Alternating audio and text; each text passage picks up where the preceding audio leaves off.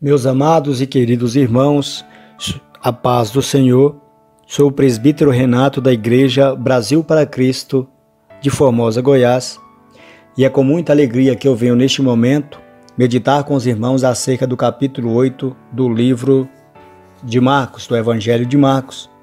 O evangelista começa a narrativa nos trazendo a informação de que naqueles dias, estando uma grande multidão e não tendo o que comer, Jesus, ali com seus discípulos, ele diz-lhes: eu tenho compaixão da multidão, porque eles não têm o que comer e eles já estão comigo aqui há 3 dias, e se eu os despedi-lo com fome, eles poderão perecer no caminho.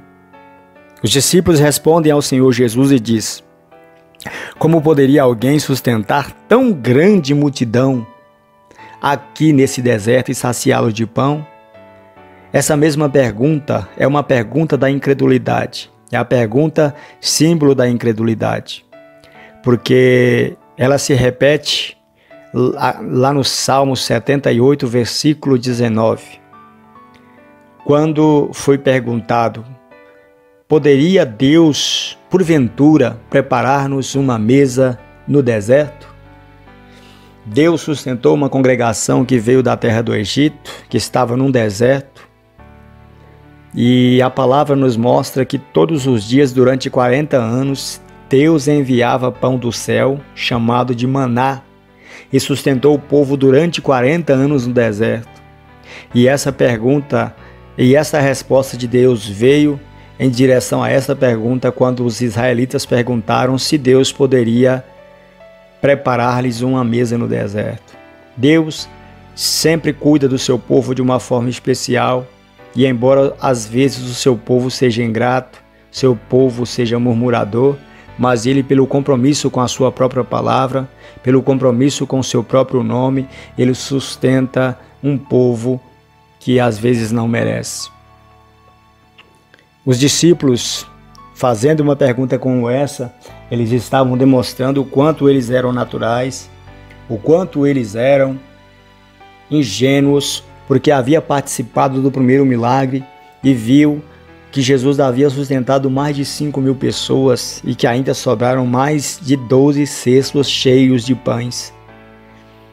A Bíblia diz em 1 Coríntios capítulo 2, versículo 14, que o homem natural não compreende as coisas do Espírito de Deus, porque lhe parecem loucura, e ele não pode entendê-las porque elas se discernem espiritualmente. Então, meus amados, por mais que eles estivessem com Jesus, eles ainda tinham uma visão limitada das coisas. Eles ainda não tinham uma maturidade suficiente para entender que a provisão de Deus, ela não depende do local, ela não depende das circunstâncias e ela não depende de recursos humanos.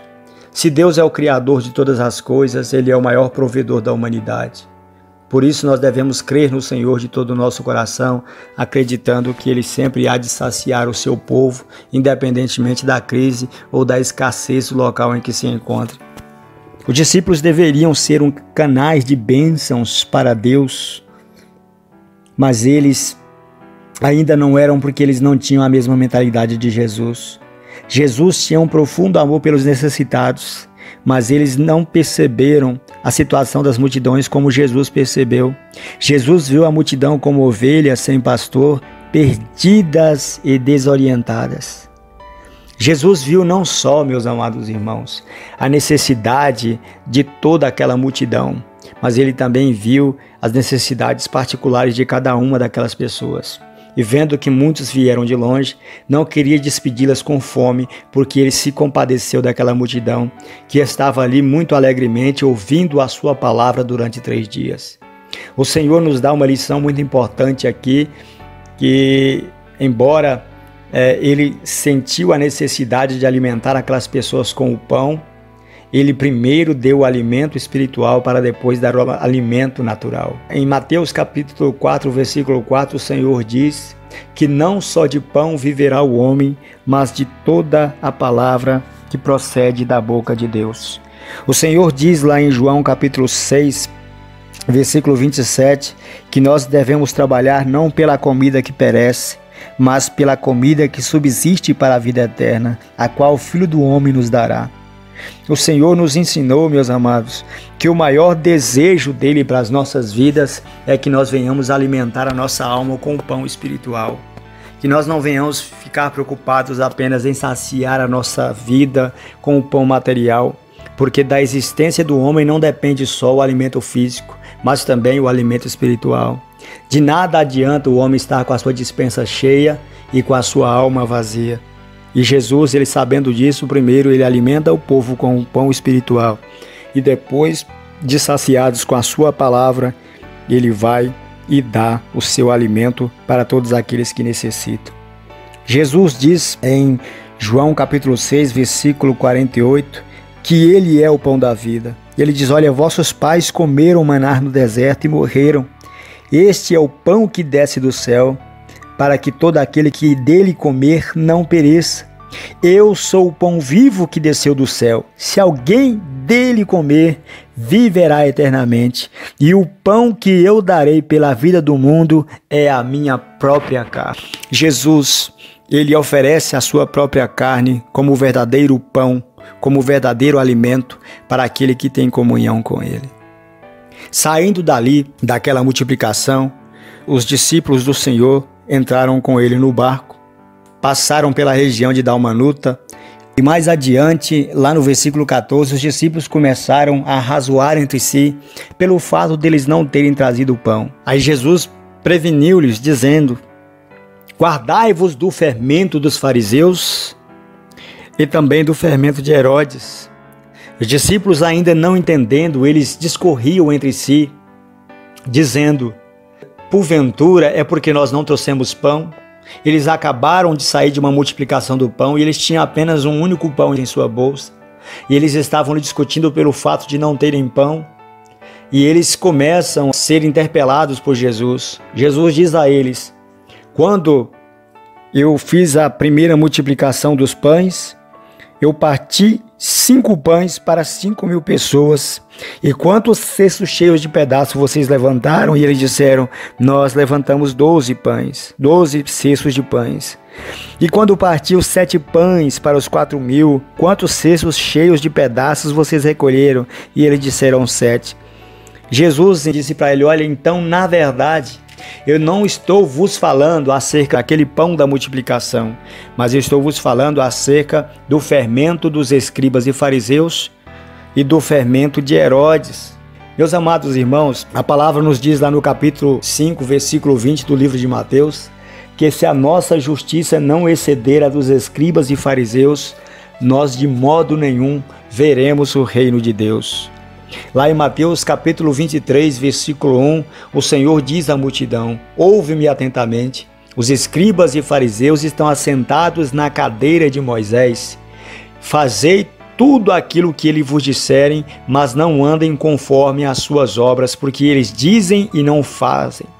Porque eles atam fardos pesados e difíceis de carregar e os colocam nos ombros dos homens, mas eles nem com um dedo eles mesmos querem removê-los.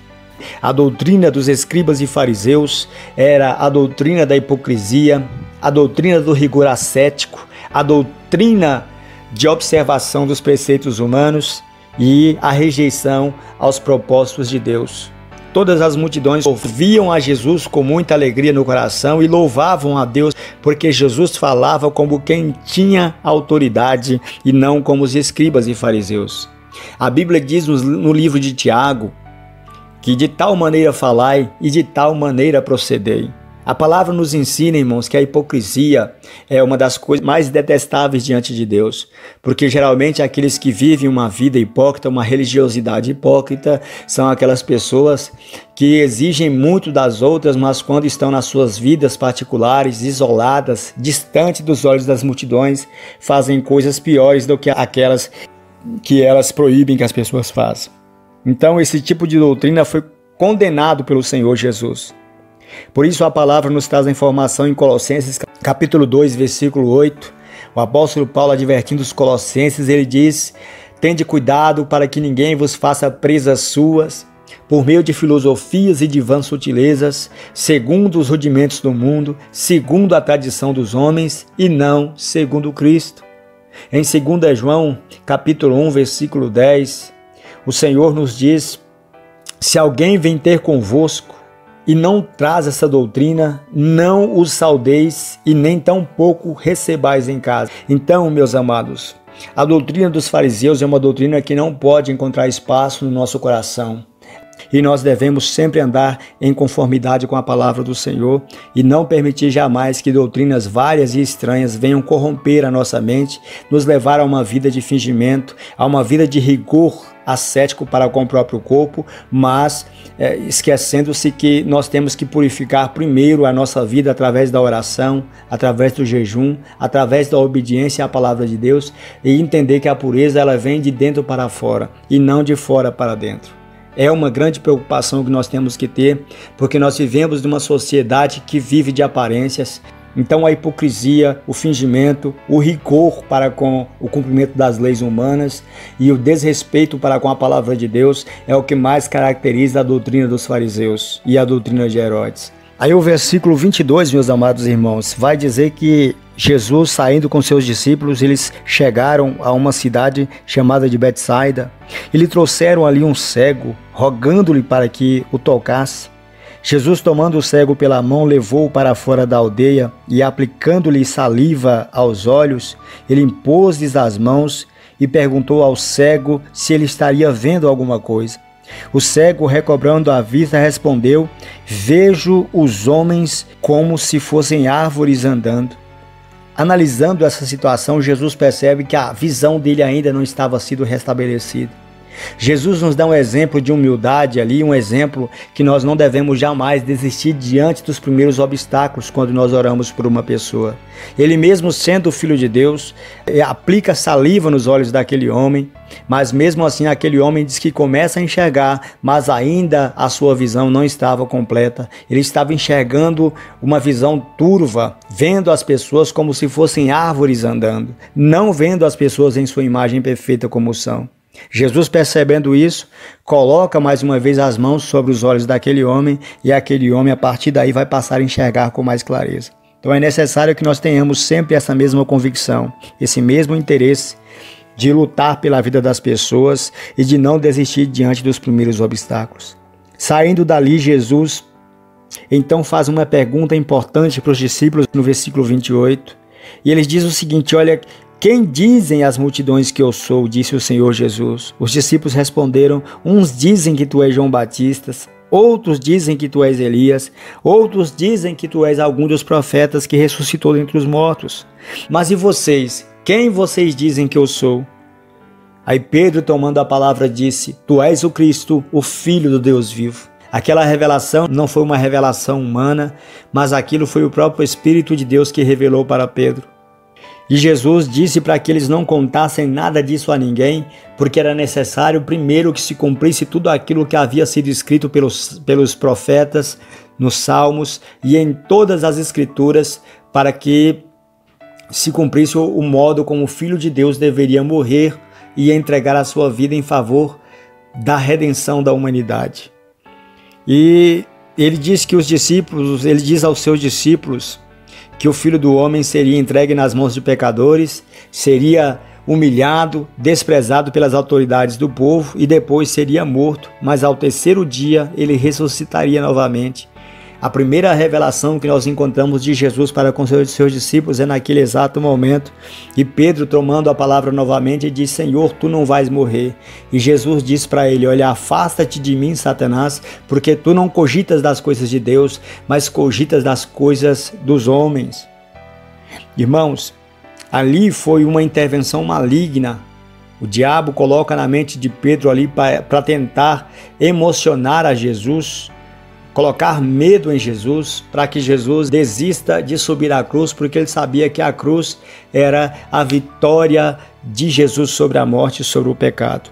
Outra situação importante é que nós vamos analisar que Jesus, convocando uma grande multidão em torno de si, juntamente com seus discípulos, ele olha para aquela multidão e diz que se alguém quiser salvar a sua própria vida, perdê-la-á. mas aquele que perder a sua vida por mim, a terá novamente. Jesus nos ensina aqui a lei da cruz, que nós devemos amar e obedecer ao Senhor de todo o nosso coração, e não permitindo jamais que o orgulho, que a vaidade e que todas as coisas deste mundo venham sufocar a nossa fé. E ele vai dizer: de que adianta o homem ganhar o mundo inteiro se perder a sua alma? Ou que daria o homem em troca da sua própria alma? Jesus nos ensina ali, meus amados irmãos, que nada neste mundo é mais importante do que a nossa salvação. Que bens, que propriedades, que dinheiro no banco, todas essas coisas vão ficar aqui quando nós partimos desta vida para outra. E o que vai nos acompanhar, na verdade, são as obras que nós fizemos, são o nosso testemunho, o nosso comportamento, a nossa fé, a nossa perseverança e a nossa obediência à palavra de Deus. Por isso nós devemos andar sempre firmes diante do Senhor e não permitir jamais que a ganância, o desejo pelo enriquecimento venha tomar o lugar de Deus na nossa vida e faça com que nós não sejamos contaminados por causa da avareza. Então, finalizo aqui o estudo do capítulo 8 do livro de Marcos, aguardando os irmãos também para que nós possamos estudar o capítulo 9 deste mesmo evangelho, em nome de Jesus.